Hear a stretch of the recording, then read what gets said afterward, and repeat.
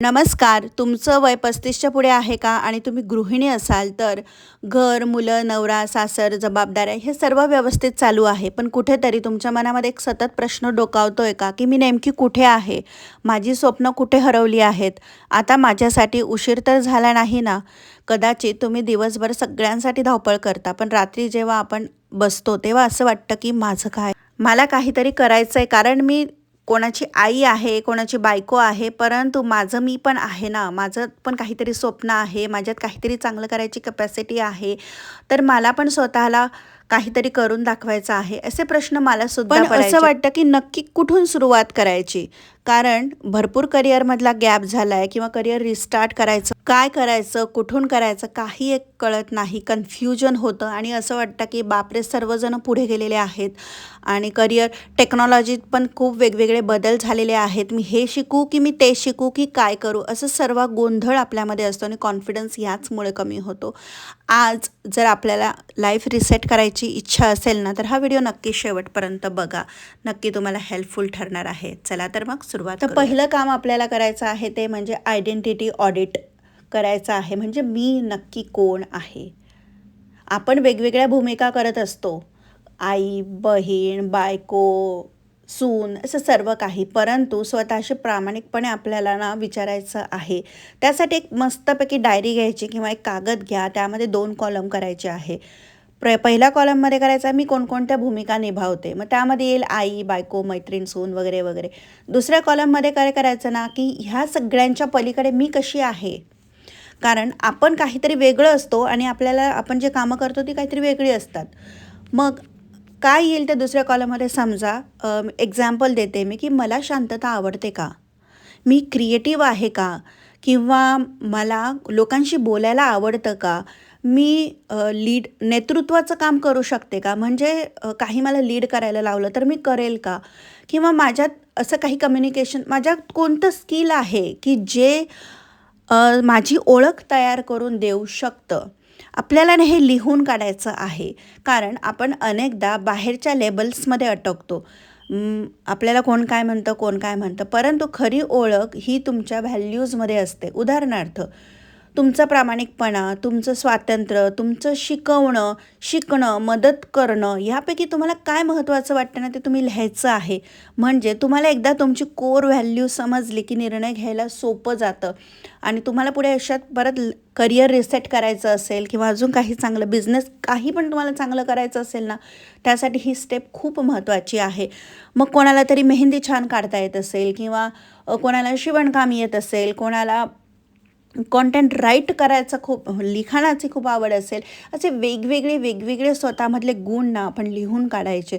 म्हणजे मग त्यातून आपल्याला कळेल की मला कशामध्ये इंटरेस्ट आहे आणि मी हे काम केल्यानंतर मला आनंद मिळेल, तर मी ह्यामध्ये पुढे काय करू शकते. म्हणजे आपल्या लाईफचा पाथ आपल्याला थोडासा गोल सेट करण्यासाठी याची खूप महत्त्वाची असते, ज्याला म्हणतात की आयडेंटिटी क्लॅरिटी.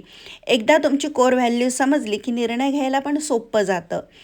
दुसरं म्हणजे एनर्जी चेक करायची. काय तुमची ऊर्जा शोषून घेत आहे?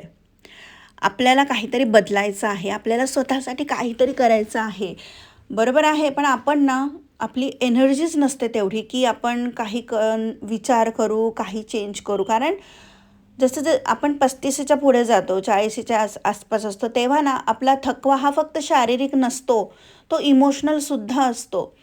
मग त्यामध्ये आपले हॉर्मोन चेंजेस हा सुद्धा खूप मेन रोल निभावत असतो. मग आपला थकवा आपल्याला सर्वात आधी ओळखायचा आहे, की माझा थकवा शारीरिक आहे की मानसिक आहे.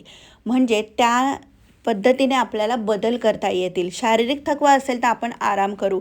मानसिक थकवा असेल तर कुठेतरी आपण बाउंड्री सेट करणं किंवा स्वतःच्या मेंटल पीससाठी काहीतरी चेंजेस स्वतःमध्ये करणं. नकार द्यायला शिकणं, गॉसिपिंग टाळणं, स्वतःसाठी रिचार्ज टाईम ठेवणं, योगा, मेडिटेशन ह्या सर्वांमध्ये आपण स्वतःला हॅबिट्स लावणं हे खूप महत्त्वाचं आहे आपल्या इमोशनल स्टेटसाठी. म्हणजे लाईफ रिसेट करणं म्हणजे नवी सुरुवात करणं नाही, तर अनावश्यक ओझंसुद्धा आपल्याला कमी करायचं आहे, जे आपल्या डोक्यावर आपण सतत घेऊन चालतो, ज्यामुळे ना आपल्याला थकवा भरपूर येतो. किंवा काही शी बोलल्यावर आपल्याला खूप जड वाटायला लागतं, मन जड वाटायला लागतं किंवा मी असं कोणते कामं करत आहे किंवा मी असं काय करत आहे, माझ्याजवळ अशी कोणती ॲक्ट होत आहे की माझी ऊर्जा कमी होते किंवा असं काय करते मी की ज्याच्यामुळे मला खूप छान वाटतं, खूप माझं हाय एनर्जेटिक वाटतं. मग तो तुम्ही डान्स करत असाल, योगा करत असाल, झुंबा जे काही असेल ते तुम्हाला आयडेंटिफाय करायचं आहे. म्हणजेच काय, तुमची एनर्जी कुठे लीक होती आहे, तुमची एनर्जी कुठे छान होती हे तुम्हाला ओळखणं खूप गरजेचं आहे. तिसरं म्हणजे मायक्रो करेज आपल्याला डेव्हलप करायचं आहे. दररोज एक छोटी सवय, छोटंसं आपल्याला स्टेप स्वतःसाठी उचलायची आहे. मोठे बदल एका दिवसात होत नाही, पण छोटे छोटे एक एक स्टेप, एक एक हॅबिट जर आपल्यामध्ये आपण रोज एक केली ना, तर आपलं आयुष्य बदलेल. म्हणजे 1% इम्प्रूव्हमेंट ईच डे जर आपण केली, तर विचार करा वर्षाच्या शेवटी आपण आपलं किती चांगलं व्हर्जन बनणार आहोत. उदाहरणार्थ, मला काहीतरी शिकायचं आहे, मग आज मी त्याच्यासाठी ऑनलाईन क्लास जॉईन केला किंवा आज मी सगळीकडे कोर्सेस सर्च केले की कोणता कोणता माझ्यासाठी चांगला आहे, मग मी तो जॉईन करणार. किंवा मला हेअरस्टाईल करायला खूप आवडतात, तर मग आज मी एखादी नवीन हेअरस्टाईल ट्राय केली. स्वतःचं मत स्पष्टपणे सांगता येणं हे पण खूप गरजेचं आहे. किंवा मला सिंगिंगची आवड आहे, 10 वर्षांनी पुन्हा गाणं शिकायला मी सुरुवात करणं, हे सुद्धा छोट्या छोट्या स्टेप्स स्वतःसाठी उचलणं आहे. धाडस म्हणजे काय, भीती नसणं असं नाही, पण भीती असूनही पाऊल उचलणं हे खूप महत्त्वाचं आहे. कारण आपल्या मनामध्ये येतं ना, बापरे मी कसं काय शिकू, आता काय म्हणतील लोक, किंवा कसं काय मी क्लासला जाऊ, मग तिथं कसं काय होईल मॅनेज, सगळं मॅनेज होतं, सगळं व्यवस्थित होतं. परंतु आपला गोल डिसाईड पाहिजे. आपल्याला काय आवडतं आहे, आपल्याला काय करायचं आहे, आपल्याला कशात करिअर करायचं आहे, किंवा करिअर पण नाही, पण काय केल्यामुळे आपल्याला आनंद मिळतो आहे ना, त्या गोष्टी जर आपल्याकडे क्लिअर असतील, तर आपण एक एक स्टेप रोज उचलण्यास सक्सेसफुल होतो. चौथं म्हणजे काय, तर सर्कल अपग्रेड करायचं आहे. म्हणजे काय, तुमचं वातावरण, तुम्ही आपण ज्या लोकांमध्ये राहतो ना, आपण तसे विचार करायला लागतो. मग मेक शुअर करायचं की आपण सतत नकारात्मक लोकांसोबत राहू. काही फ्रेंड्स असे असतात की ते खूप निगेटिव्ह बोलतात किंवा आजूबाजूचे काही लोक असतात ते निगेटिव्हच थिंकिंग करत असतात. मग आपलं पण ना माइंडसेट कधी कधी तसाच होतो आणि आपलं स्वप्न बघणं आपण सोडून देतो कुठेतरी. परंतु जे लोक आपल्याला मोटिवेट करतात, कोणी आपल्या प्रगतीवर खुश होतो, कोणी आपल्याला मागे खेचत नाही पण सपोर्ट करतात, अशांसोबत राहायला नेहमीच चांगलं वाटतं. त्यामुळे आपलं सर्कल, म्हणजे आपण आजूबाजूला कोणासोबत फिरतोय, कोणासोबत राहतोय, हे नक्की चेक करणं खूप गरजेचं आहे. आणि प्लस पॉझिटिव्ह कम्युनिटीज पण खूप असतात, जसं की रीडिंग क्लब्स असतील, महिला उद्योजक ग्रुप्स असतात, योगा क्लासेस असतात, ऑनलाईन लर्निंग कम्युनिटीज असतात. हे जर जॉईन केले ना, आपल्या मनातली थोडीशी भीतीसुद्धा कमी होते, आपला कॉन्फिडंट वाटतो, कारण आपलं नॉलेज आपण वाढवायला सुरुवात करतो आणि ह्यामुळे आपला कॉन्फिडन्स नक्की वाढणार आहे. नेक्स्ट पॉईंट म्हणजे बॉडी रिसेट. म्हणजे काय करायचं, तर 35 नंतर जेव्हा हॉर्मोनल चेंजेस होतात, त्यामुळे आपला थकवा, मूड स्विंग्स, वेट गेन हे सगळं काही नॉर्मल आहे, पण त्याकडे दुर्लक्ष नाही करायचं, त्याबद्दल ॲक्शन घ्यायची आहे. म्हणजे काय, तर रोज एक्सरसाइज करायची, 30 मिनिट चालायचं, पाणी भरपूर प्यायचं, प्रोसेस्ड फूड कमी करायचं, जंक जर तुम्ही भरपूर खात असाल तर ते कमी करायचं आहे, झोप पूर्ण घ्यायची आहे. जेव्हा आपण आतून व्यवस्थित असू, म्हणजे आता मला वजन कमी करायचं आहे, पण ते वजन कमी करायचं म्हणजे हे एक वजन तेच एक टार्गेट नसतं. हेल्दी राहणं तर टार्गेट आहे, पण त्यामधून माझा कॉन्फिडन्ससुद्धा वाढणार आहे. आणि जेव्हा मी आरशामध्ये बघते ना, तेव्हा असं वाटेल की येस, मी माझी काळजी घेते. म्हणजे लाईफ रिसेट आतून सुरू होतो, तेव्हा तो बाहेर जाऊन दिसतो.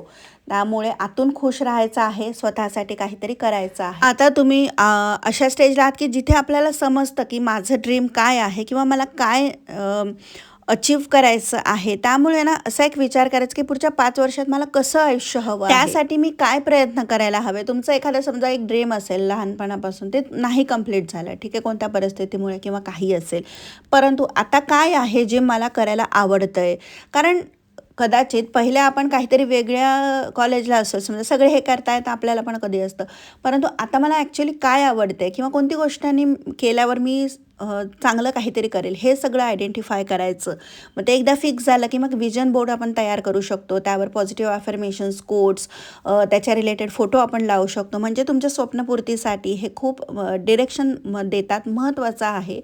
आणि नेक्स्ट पॉईंट म्हणजे last point, self respect rule बनवायचा आहे. आजपासून एक नियम ठरवायचा आहे की कोणीही तुमच्याशी अपमानास्पद बोललं तरी शांत पण ठाम उत्तर द्यायचं आहे. स्वतःच्या वेळेचा आदर करायचा आहे. स्वतःला शेवटी ठेवणं थांबवायचं आहे. सेल्फ रिस्पेक्ट म्हणजे आवाज चढवणं नाही, तर तो स्वतःच्या मूल्यांची जाणीव करून देणं असतं. कोणाचा आपल्याला इन्सल्ट करायचा नसतो, कोणाला अपमानास्पद बोलायचं नाही, परंतु आपली बाउंड्री आपण सेट करायची आहे. आणि लाईफ रिसेट तेव्हाच खरी ठरते जेव्हा तुम्ही स्वतःला प्रायोरिटी देतात. स्वतःला प्रायोरिटी द्यायची म्हणजे काय सेल्फिश बनायचं का, मी कोणाचं काही करणार नाही, मी आता फक्त माझंच बघेल, अजिबात नाही. कारण आपल्याला सगळ्या जबाबदाऱ्या सांभाळून आपली कर्तव्य पार पाडत, मुलांना शिकवत, कुटुंबाला पुढे नेत आपल्याला सुद्धा त्यांच्या बरोबरीने पुढे जायचं आहे आपल्या स्वप्नांच्या दिशेने. त्यामुळे येस, लाईफ रिसेट करणं खूप गरजेचं आहे. आणि असं अजिबात समजायचं नाही की माझ्याकडे आता वेळ नाही आहे किंवा आता मी कुठे करू, खूप वेळ झालेला आहे, इतकं आयुष्य निघून गेलेलं आहे, अजिबात नाही. आज आपल्याला समजलं, आजपासून आपण सुरुवात करायची आहे. तर व्हिडिओ कसा वाटला कमेंट करून नक्की सांगा आणि व्हिडिओच्या खाली कमेंट करा, नक्की मी तयार आहे. तर आय होप तुम्हाला आजचा व्हिडिओ आवडला असेल. व्हिडिओ आवडला असेल तर चॅनलला सबस्क्राईब करा. पुन्हा भेटूयात नवीन एका व्हिडिओमध्ये. तोपर्यंत स्वस्त राहा, मस्त राहा, खुश राहा.